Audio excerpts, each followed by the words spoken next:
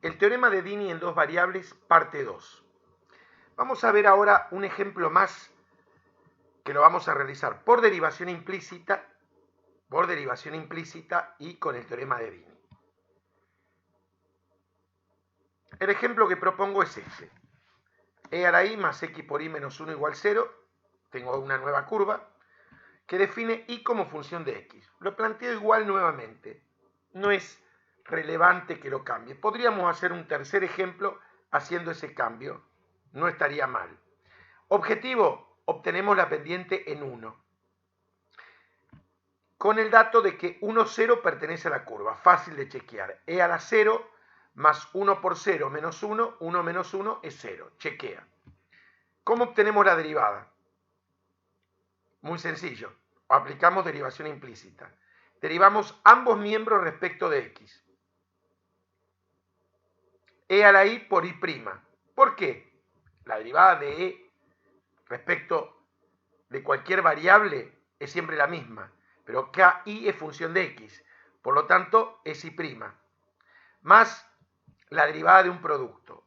La derivada del primero, x respecto de x es 1, por i sin derivar, más x sin derivar por la derivada de y respecto de x, i', menos 0, no lo pongo, igual 0.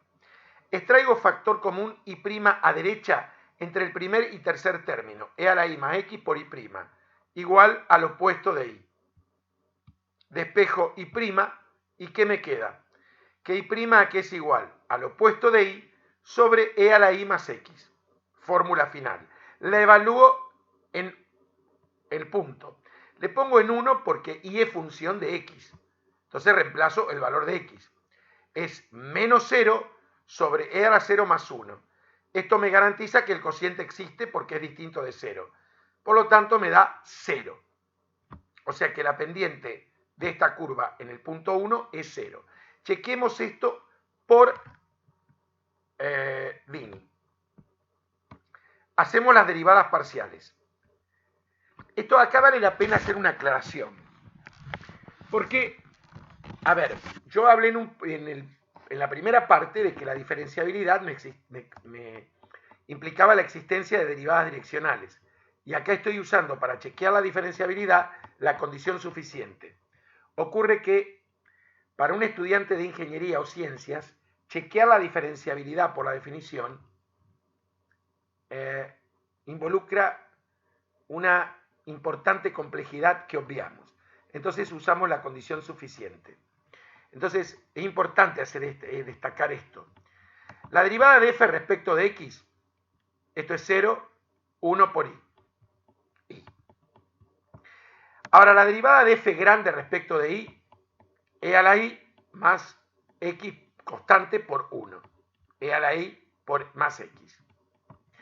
Ambas derivadas parciales existen y son continuas en R2. Estamos considerando un punto hipotético. En particular, va a ser en ese punto. Por lo tanto, f es diferenciable en R2. El valor de la función en el punto, ya lo chequeamos con la derivación implícita, existe. La derivada parcial de f respecto de i en el punto, lo evaluamos. Es e a la 0 más 1, 2, es distinto de 0. Por Dini, va a haber un entorno del punto 1, 0, donde i de 1 es igual a 0. La derivada, el opuesto de la derivada parcial de f respecto de x en 1, 0 sobre f respecto de i en 1, 0. A ver, ¿cuánto vale la derivada de f respecto de x en 1, 0? Y 0. Y el otro 2. ¿Cuánto nos dio esa derivada? 0. Que es exactamente la misma que obtuvimos con la derivación implícita. Y si observamos la fórmula,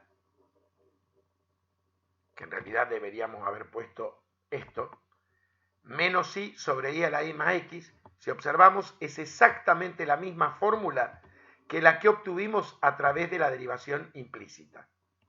Bueno, tenía el menos en el medio. A menos a sobre b es menos a sobre b o a sobre menos b. Álgebra elemental. Listo. El objetivo inicial está cumplido. Podríamos ver un ejemplo más de X en función de Y. Pero se lo propongo para el lector estudiante, es muy simple, no cambia demasiado. Lo que es interesante es que veamos la prueba de esta parte del teorema de Dini, que es una simple aplicación de la regla de la cadena de primer orden. A ver, vamos a escribir este mismo teorema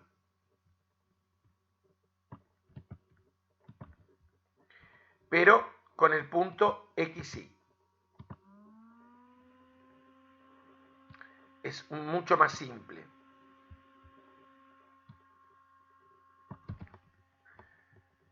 Vamos a escribir que existe un entorno, en la primera parte, tal que Y es función de X. Recordemos que esta es la primera parte del teorema. La segunda parte me dice que Y' de X es igual a el opuesto de la derivada parcial de f respecto de x. No lo escribimos, pero es en el punto hipotético xy.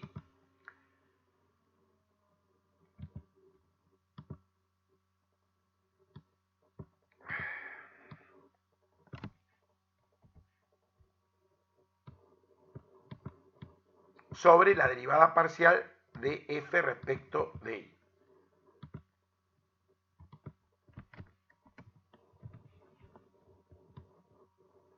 Esto es lo que queremos probar nosotros. Sobreentendemos que eso es el punto xy. Entonces, para probarlo, por la primera parte sabemos que pasa esto. Por A, sabemos que existe el entorno donde ocurre esto. Por lo tanto, ¿eso qué implica? Implica que la f grande de xy igual a 0,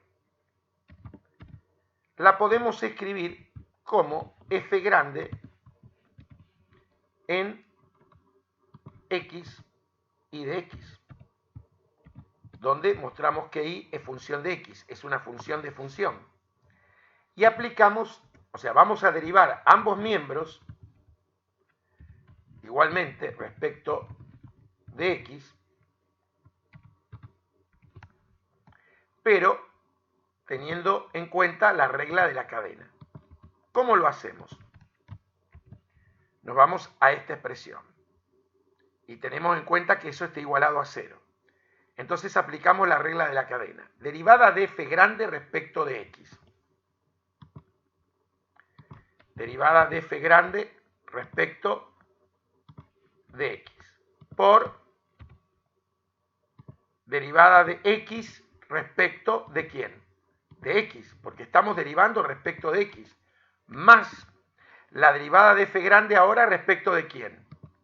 La derivada de f grande respecto de y. Por ahora la derivada de quién?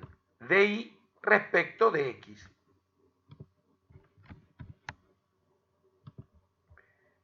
Pero esto está igualado a 0, todo esto. ¿Por qué? Porque derivamos ambos miembros. Derivar 0 respecto de lo que sea es 0.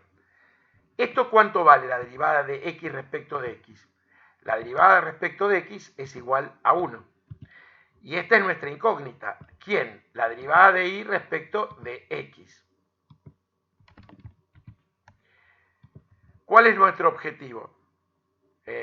Despejarla. Entonces, ¿cómo la despejamos? Esta pasa restando y esta va a pasar dividiendo. Entonces, la derivada de y respecto de x, que es nuestro objetivo, vamos a ponerle punto suspensivo, porque, bueno, sobreentendemos que uno no hace el paso a paso, pero ahí habría un paso en el intermedio. Entonces, es igual a ¿qué?